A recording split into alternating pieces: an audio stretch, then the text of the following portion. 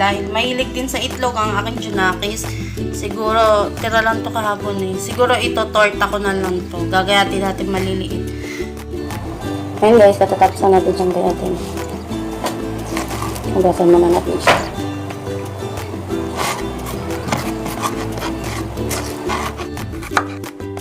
Lalo na kapag dito ko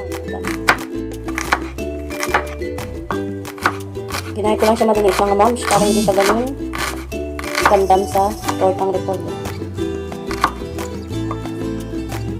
Kaya pala mga moms, kapag nag-ano ako ng mga green leafy vegetable, katulad ng repolyo, ng mga kangkong, ng talbos, lagi kong hinuhugasan sa ganito para masiguradong walang mga di ba nauso sa Facebook yung may linta daw sa nakatiklop na dahon ng kangkong.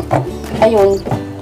Honestly, hindi ako nakain ng kangkong. Talagang umaano lang ako gawa ng healthy, yung mga health benefits para sa akin Junakis. Nagluluto ako, tsaka I'll make sure na na-check ko talaga ng maayos na walang mga nabiliit na linta.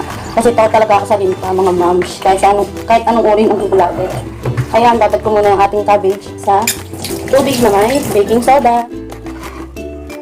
Ayan ang ating sibuyas. Ayan na po nga ang sibuyas. Madili ko lang po siyang ginayat kasi torta ang ating gagawin.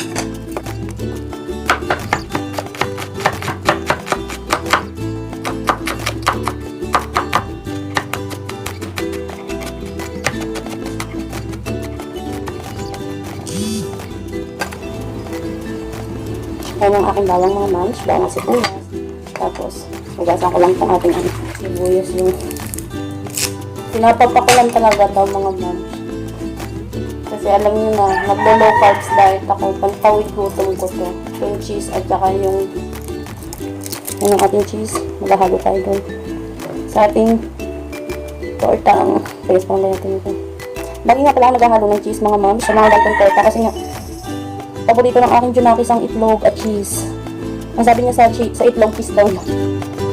Ayan, dagyatin lang natin maliliit.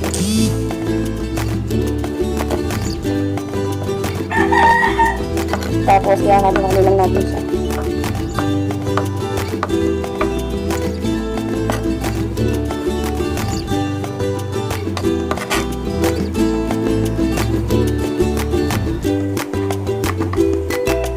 Ang ating mga ingredients. Experiment ko lang po ito ha, kasi kapag umaga hindi ako nakakapunta sa palengke, tulog pa yung baby ko. Ayan, ito ang sibuyas, konting bawang, tsaka konting cheese. Tapos ito yung maliliit na gayat ng cabbage. Ayan, mix ng buo natin. Tapos lagyan natin ng egg. Ayan mga lunch.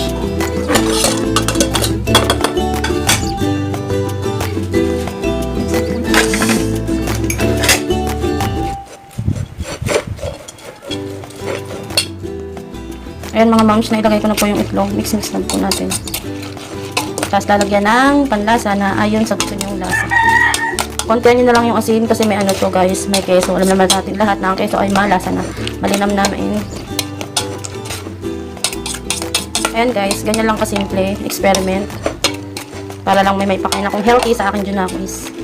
Madalas kasi ang ganito ginagawa ko, halimbawa may tirang patatas or tirang kahit na mga gulay. Ang pinaka go-to menu ko sa kanila is torta, haluan ng itlog at cheese. Yun ang pinaka ko. Mix mo lang and then lalagyan mo siya ng asin and panlasa. Lalagyan ko pa lang siya ng konting paminta mga moms kasi ang paminta, madami ding health benefits ito. Kumbaga parang naano niya yung mga nutrition ng gulay. Ang tawag doon, nabuboost niya. Yung parang kapag inalum ko sa turmeric, nabuboost niya yung mga health benefits ng yan, maglalagay tayo ng konti. Yan. Ngayon mga moms, ipiprito ko na siya. Painitin muna natin yung frying pan. Sa pagtatansya mga moms ng size, ng serving size, I always use this sandok. Isang sandok na ito. Hindi siya ganun kalaking serving size. Ayan, natin siya. Ayan, umalis yung cheese. Ayan, nagkalat siya. Sana mo, kulang yata sa itlog. Ayan siya mga moms kapag iluluto. Ayan siya mga moms, yung konting na naluto. Sobrang hinang apoy lang ginawa ko para medyo maluto yung ito. Ayun siya mga moms, yung binaliktad ko na. Mabuo naman siya at hindi naman nangalaglag yung ibang na nasa kanya. Yung ibang repolyo. For sure matutunaw yung cheese na nasa ibabaw. Kaya tayo lang natin siya matuto. Guys, eto na yung ating end product. Hindi ko siya makapitan, medyo mainit. Masarap naman siya guys. Tsaka ang kagandahan niya kasi hindi ganong labsak yung cabbage. And yun nga, healthy. Napakadali lang niyang i-prepare. Healthy at the same time, paborito ng aking guys. Ayan, ganyan talaga ang magluto mga moms. Gusto ko kasi yung mga tutong-tutong. Ayan, kita niyo naman yung mga cabbage. Tapos yung ibang cheese na tunaw. Ayan. Thank you for watching guys. Kung bago ka po sa channel ko and kung gusto niyo po matuto katulad ko na isang first time mom, mag-subscribe na po kayo sa channel ko and then paki-like and paki-click po yung notification bell. Tayo na mga moms mag-share ng mga idea natin bilang first time mom para mas marami tayong matutunan, mas marami tayong maipakain mga healthy foods sa ating mga pamilya, especially sa ating mga chikiting. Yun lang for today guys. Thank you for watching.